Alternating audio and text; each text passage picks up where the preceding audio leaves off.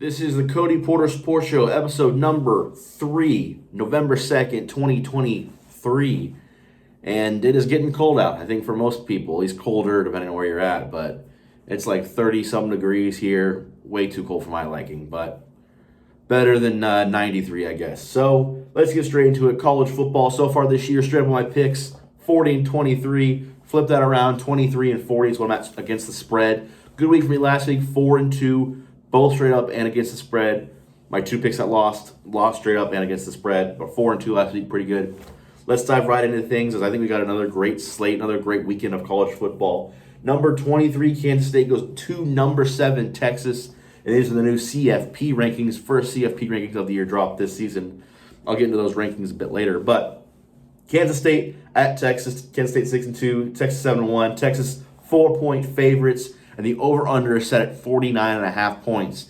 This will be Malik Murphy's second start of the season, second start of his career, and the first real test of his career. Last week against BYU, he was 16 of 25 for 170 yards, 2 touchdowns and a pick, as they beat BYU 35-6. Quinn Ewers out with injury, and so Texas looks to the redshirt freshman, Murphy, 6'5", 238, pro-style quarterback. You know, I think they're going to lean on Jonathan Brooks more in this one. It's a massive game in the Big 12, especially with Oklahoma losing last week. Everything's still on the table. Everything is possible for who could play in that Big 12 title game. So it's a big one for Texas. I think they're going to lean on Jonathan Brooks, but Malik Murphy will have to play. He will have to play well if they want to beat Kansas State, because Kansas State is not a bad team whatsoever. Kansas State, 14th in scoring offense, 37.4 points per game, 12th in points allowed defensively at 15.9. Their 2 losses are good quality losses. At Missouri by 3 and at Oklahoma State by 8. Those are both 2 good teams, both ranked teams on the road were their losses. Texas, points allowed, 13th in the country at 16 points per game. Strength of schedule, both have played a hard schedule so far. Texas 5th, Kansas State 19th. And coming into this one, there's a couple games on here where I leaned one way initially looking at it, but the more I looked into the details, I kind of flipped where I wanted to go. I think this game will be on the ground. I think both teams are going to keep this ball on the ground, possession game. I think, typically Big 12 historically, you think of passing, you think of points, big plays, huge over-unders. And this is, I think, for a Big 12 game set pretty low, 49.5. And I think that is done pretty well. I kind of like the under on this one. That would kind of be my secondary bet on this game, would be the under 49.5, because I think this ball is going to stay on the ground all afternoon. Jonathan Brooks for Texas, I think, is going to get a very large workload. And then DJ Giddens, Trayshawn Ward for Kansas State, and even Will Howard, who likes to run the ball. And so when I look at this game and who I think will win, Texas is a 4-point favorite. Will Howard is just such an experienced quarterback. His passer rating is 134 in 4 years as a starter at Kansas State. And so originally, even with Murphy, the backup is for Texas, I was leaning Texas, but I just think the experience with Howard, this game is going to be fought on the ground. It's going to be a defensive struggle, trying to stop the run. I like Kansas State to win this game. I like them +4, but I really like the under 49.5 in this one. Then going on to the next one, Texas A&M going to Ole Miss. Ole Miss ranked 10th in the CFP. Ole Miss is a 3-point favorite, over-under set at 54.5. A&M 5-3 on the year. Ole Miss 7-1. I don't think this one's that hard to pick. Ole Miss 11th in scoring, 38.9 points per game. 41st in points allowed. Not a great defense, but not atrocious. A&M 46th in scoring, 25th in points allowed. Not as good of an offense, bit better defense. Ole Miss has forced almost double the turnovers A&M has. Ole Miss has forced 13. A&M has only forced 7. Ole Miss is 6-2 against the spread. A&M's 4-4 against the spread. Jackson Dart, Quinshon Judkins combined 3,100 total yards, 31 total touchdowns. Did I say 3,100 or 31? 3,100 total yards. It was 31 yards. It wouldn't be very great. 3,100 yards, 31 touchdowns. Jackson Dart, Quinshon Judkins can get it done in the air and on the ground. They both can. I think Ole Miss -3 is pretty obvious in this one. I think if this is at Texas A&M, it's a closer game. But I think Ole Miss should cover relatively easily. I think they're just head-to-toe the better team than Texas A&M. But you've got to think SEC conference game, Jimbo Fisher fighting really hard this year, especially after just some poor years the last 2 seasons at A&M. So they could give Ole Miss a run for their money, but I like Ole Miss in this one. They should win pretty handily. Then in another big SEC matchup, number 12 Missouri goes to number 2, not number 1, number 2 Georgia. Georgia's 15.5-point favorites. They were 14.5 last week against Florida. I think it's kind of odd that those numbers are so similar. I think Missouri is clearly a much better team than Florida is this season. And I think those numbers being close have more to do with the books thinking Florida was better last week than what they actually were, compared to them not thinking Missouri is actually very good. Because I know that before the bye, I'm pretty sure Florida was 21-point dogs, and then it went all the way down to 14 after the bye. I think they just thought Florida would be a lot better than they were. But Missouri, 2-touchdown dogs on the road, over-under set at 54.5, and Missouri's exceeding all expectations. Only one loss so far to LSU. They're 7-1. The over-under on their preseason wins was only at 6.5. They still got 4 more games to go. Probably going to finish as an 8-9 win team, which will be just a fantastic year for Missouri. Could even be 10. Missouri's had a fantastic year, and it's been because of Brady Cook, 70% completion percentage, over 2,200 yards, 15 passing touchdowns, 5 more on the ground, only 3 interceptions, and then Cody Schrader, dudes with that name kind of ball. The first name, I do mean. 800 yards on the ground, 5.7 per carry, 9 rushing touchdowns. Their offense has been great, top 25 in most statistical categories. Their defense, however, is where they've been real lackluster. They're ranked 50th to 75th in most major defensive categories. And last week, without Brock Bowers, Georgia proved that they could still play winning, dominant football. Mainly with Dijon Edwards and Kendall Milton combined for 150 rushing yards, and then Carson Beck against a terrible Florida secondary last week. He threw 315 yards on just 9 completions. Like I said, Missouri's offense has been good. They've had a great season. Defense isn't great, but the biggest problem they're going to have, especially on the road, is penalties. They're 85th in penalties per game, 98th in penalties on road in the country. But overall, as a whole, I like Georgia to win this game. They should win this game. But 15.5, I think, is too much for this Missouri team. I think they'll stick around for 2, maybe 3 quarters, and then Georgia will kind of pull away. But I think Missouri covers this game. I think 15.5. I think Missouri does cover. Georgia blew out Florida last week. They could do the same to Missouri. I think Missouri is a better team. I think they're a good team. They just have shortcomings in key areas that will be the reason they don't win this game. But I like them to cover 15.5, but Georgia to win. Then we got number 9 Oklahoma going to number 22 Oklahoma State. Oklahoma 5.5-point favorites on the road after losing their first game of the year to Kansas. Oklahoma State lost back-to-back games early. South Alabama, Iowa State, 4-0 cinch. They beat Kansas State. They beat Kansas. They beat West Virginia. They beat Cincinnati. 4-0 by an average of 15 points per game. Oklahoma, of course, upsets Texas in the Cotton Bowl, but then loses last week to Kansas. They gave up a touchdown in under a minute with 2 minutes left after they picked off Jason Bean on back-to-back drives, score a touchdown on one, but then go 3 and out super quick, give the ball back to him at the 2-minute mark. Kansas scores quick. It's all over in a dream and an overperforming season kind of cut. Oklahoma's still top 10, still in the driver's seat to have a spot in that Big 12 championship game, but that loss hurt when that was a game they pretty much should have had under wraps. Against the spread this year, both teams fairly even and both pretty good. Oklahoma 6-2, Oklahoma State 5-3. Rivalry game, anything can happen. Oklahoma State is the home team, but they're still the underdogs. I think when it comes down to it, Oklahoma just has had the better year, and they've looked more complete on both sides of the ball. Points per game, Oklahoma's fifth, and Oklahoma State's 50th. Points allowed per game, Oklahoma's 22nd, Oklahoma State 55th. Oklahoma has forced the 3rd most turnovers of any team in the country this year at 18. I think one of the big reasons they lost against Kansas, they scored 33 points, that's fine, and they had a great game on the ground, but they ran the ball 55 times. They only passed it 19. Dylan Gabriel was 14 of 19. He's averaging 31 attempts per game, even if you include that game. He only threw it 19 times last week. He's got to throw it more. I think 25 to 30 is a good range. Keeps the ball moving, keeps them scoring, keeps them in that 40 to 45 point pace. I think Oklahoma will force a turnover against Oklahoma State, probably in the red zone once or twice. I like Oklahoma as 5.5-point favorites in this one. Then you got Washington, UW, going to USC. Washington, number 5 team in the country, 8-0, 3-point favorites at USC at 7-2. Over/under set at a whopping 75.5 points. USC last week escaped Cal 50-49. Cal opted, and I think being California, you're not even supposed to make a bowl game.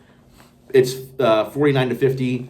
You have a ball in the last second, you're going to go for 2, and if you get that, it's a crazy upset you have for the rest of your life. But they just fall short. USC stops that 2-point attempt, and they win 50-49. They escape.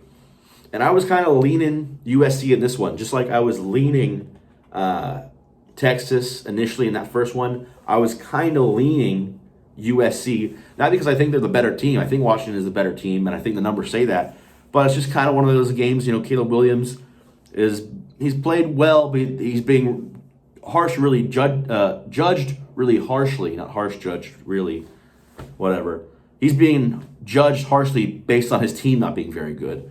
And so I was kind of thinking, he's just going to play lights out. They'll get one turnover laid off of Michael Penix. And some way, somehow, even though USC shouldn't win this game because they're the lesser team, they're going to steal one against an undefeated team and ruin their season and kind of bring the Pac-12 down a little bit. But I think when you look at it, the numbers don't lie. Points per game, USC's first. Great offense, 45.9, almost 46 points per game. Washington, 40.4 points per game. Very good. Points allowed per game. Washington, 32nd. It's not amazing. It's only 20.6 points per game. USC is the 124th ranked defense in the country. They give up 32.6 points per game. That is atrocious. That is so very bad. If their defense was like 70th or 80th, I take USC all the way in this game. USC's defense is just so very bad. Washington's is so much better. I don't think it matters how well Caleb Williams plays. I don't think it matters if he has his best game. Doesn't think it matters if he is better in every statistical category than Michael Penix Jr. is. Washington wins this game on the road as 3-point favorites. They cover the 3. USC's defense is so very bad. And as I'm looking at that 75.5-point number, I looked at it. I thought it was insanely high. It's still super high, but I think it goes over because this seems just like one of those. It's a 49-42 game, and it blows the over out. And so 75.5, I wouldn't bet on it just because that number is crazy, but the over makes a lot of sense in that one. So I like Washington -3 there. Then the final game I'm picking LSU going to Alabama. LSU number 14 at 6-2. Alabama 7-1. They're at home. They're 3-point favorites. Over/under set at 60.5. Both of them coming off of a bye. Last year, LSU wins in a thriller. Brian Kelly goes for 2, gets the win at home. Place goes crazy. LSU beats Alabama. And in my preseason predictions, I picked LSU to beat Alabama in this game. And that was still kind of what I was thinking coming into it, but no one could have predicted how atrocious LSU's defense is going to be. It's not as bad as USC's. USC's defense is so very bad. LSU's is just bad. LSU 75th in points per game allowed. Alabama's 14th. But LSU's offense, second, 47.4 points per game. Second only to USC. Then Alabama on offense, 30.6 points per game. That's 54th best. Like I said, just because of how good LSU is on offense, I was kind of overlooking how bad they are on defense. But it's Nick Saban. It's a home game. I'm actually looking at my notes right now, and I was going to build up to me picking Alabama, but I wrote in my notes LSU +3, so that makes me think. I have no idea what I actually want to do. Taking my hat off and maybe think of that scene in the SpongeBob movie where they take off the crown and they just go, bald. I'm in a pickle because I was building up because I'm thinking Alabama -3, but I wrote down LSU +3. What do I want to do? Jason McClellan for Alabama is averaging 71 yards per game. That's why I wrote that. Okay, now I know. I'm taking LSU +3. and I guess that means I'm taking them to win the game. Jalen Milroe has only completed more than 17 passes one time. LSU's defense is bad, but I think they can just sell out on the run and make Jalen Milroe beat them. I don't think Milroe has been atrocious this year. I think he's shown flashes of really great quarterback play, but like I said, only completed more than 17 passes one time. Jace McClellan only averaging 71.1 yards per game. If they take away the run game, they force Jalen Milroe to beat them. I think LSU has a chance, and that's why I'm going to take LSU at +3. See, I didn't know where I was going. When I saw that in my notes, I really confused myself. But, oh well. Oh no. I'm just now remembering. I'm not using my prop from last week. Here it is. One other bet I would make if I was a betting man is Cal. Cal is at Oregon this week. They're 24.5-point dogs. I like Cal at +24.5. I don't like them to win. This kind of goes back to that pick I made earlier a few weeks ago. It was Arizona at Washington State. Arizona was 7-point dogs. I liked them at +7. I also liked their money line. They blew Washington State. I think it was like 41-7. I don't think California beats Oregon, but I think they cover 24.5. I think California has played really well in a lot of games. They've scored a lot of points. I mean, 49 last week should have beat USC, or at least gone to overtime with them. I think Cal covers 24.5 against Oregon. Then real quickly before we go to NFL, I want to take a look at those rankings. The CFP rankings: Ohio State, Georgia, Michigan, FSU, Washington, Oregon, Texas, Alabama.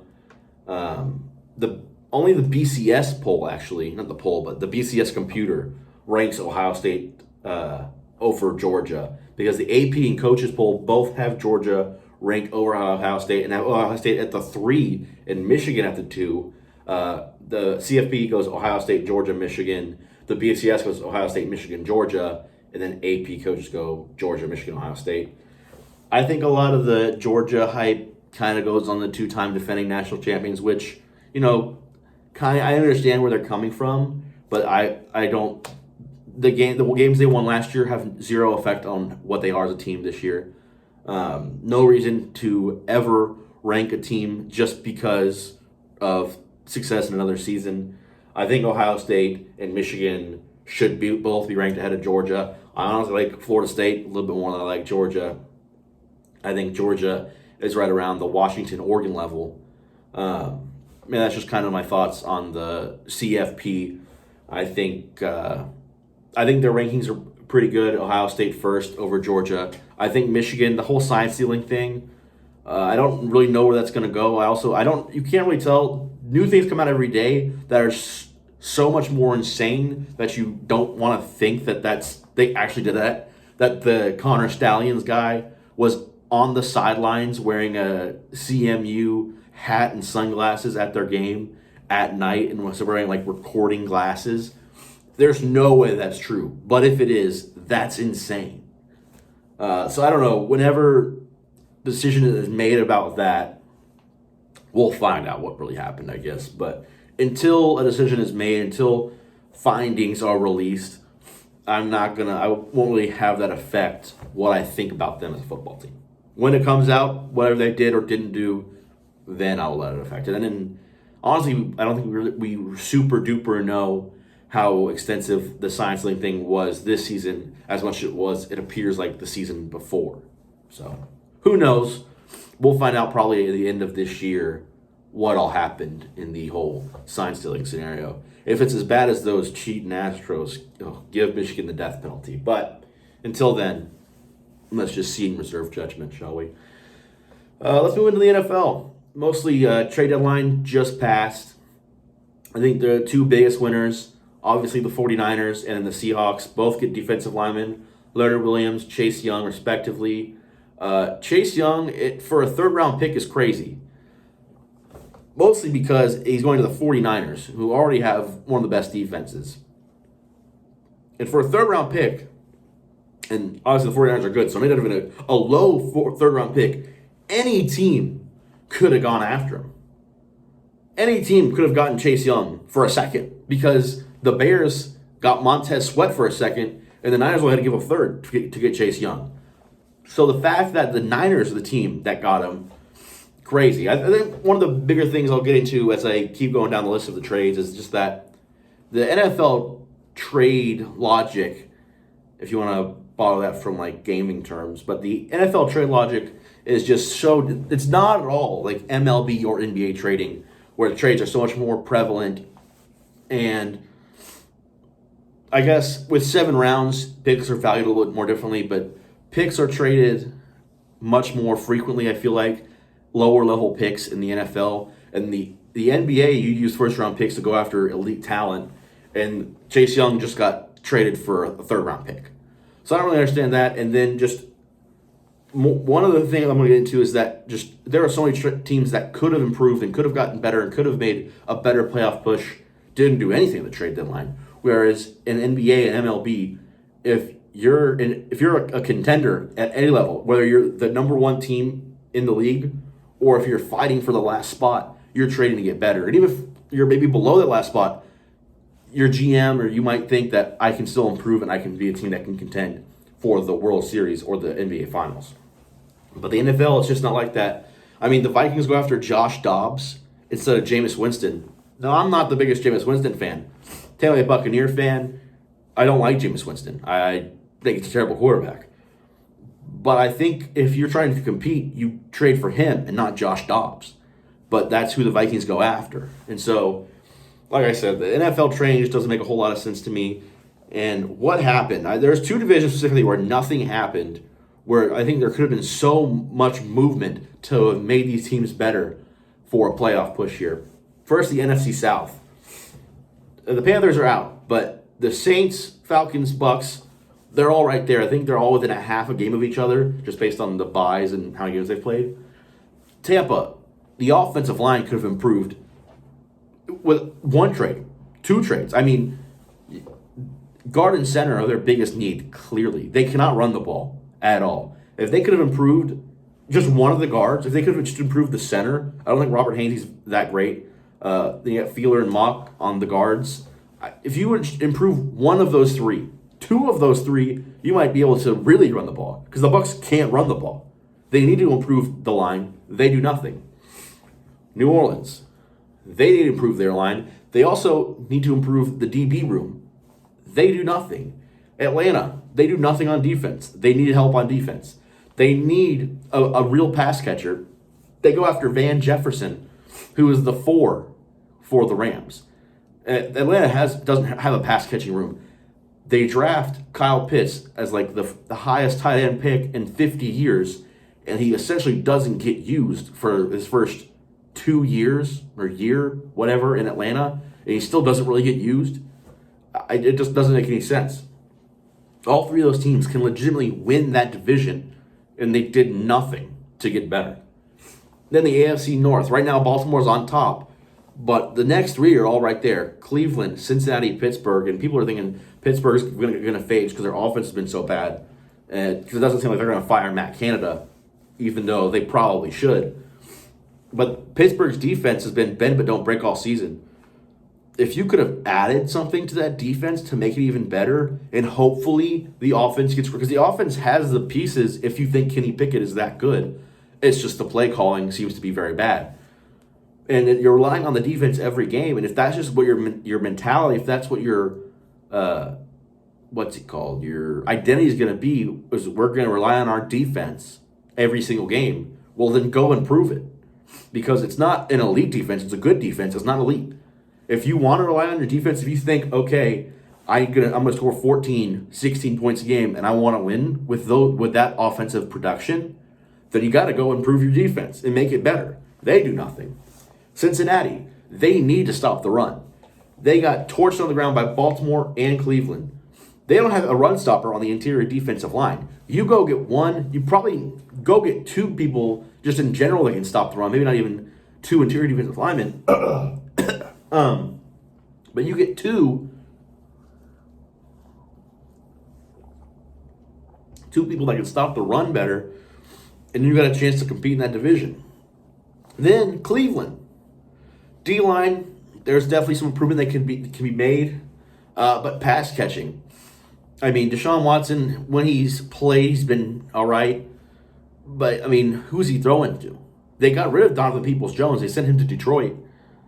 They could have added a good pass catcher. And it's not that guys aren't available because you don't really see massive names usually traded at the trade deadline. The biggest one was Chase Young. There wasn't an elite pass catcher traded, but there could have been. You could have made an offer to someone to go get somebody to make your team significantly better for a draft pick. You could have given up a draft pick. You could have given, Cleveland, they could have given someone up on the defensive side. The defensive side has been so great this year. That's why they're winning. You could have given up one piece over there to get a significant piece on your offense, and you don't do anything. So the NFL trading just doesn't make, I'm not going to say it doesn't make sense because it's a different realm. Players, picks, they're all valued differently. All the sports are different. But it just seems like teams they can make these trades. They are capable. All of these teams have the picks saved. They have players movable. They can move things around at the deadline to get better, and so many of them do not. And some teams are willing to give up their good players for peanuts. Chase Young for a third-round pick is absurd. Every team in the league, every fan of every team in the league should be kicking themselves for not going and getting Chase Young for a third-round pick, in all honesty. And everyone fan should also be saying, I would also have given up a second instead of a third to get him. I would have made the better offer because he's that good. So that's the trade deadline. Let's go over my picks for the week so far. Just a little wrap up. Kansas State and Texas. I got Kansas State at +4. I also like them to win. And the under in that game, 49.5, looks very good. Then you got Ole Miss, Texas A&M. I got Ole Miss -3. I think they should take care of Texas A&M fairly easily. Then Missouri and Georgia. I got Georgia winning, but I like Missouri at +15.5 on the spread. Oklahoma State. I like Oklahoma as 5.5-point favorites. UW, Washington going to USC. I like them also as 3-point favorites. Then LSU, Alabama. After confusing myself, I got LSU as +3 and to win the game against Alabama. Little extra bet.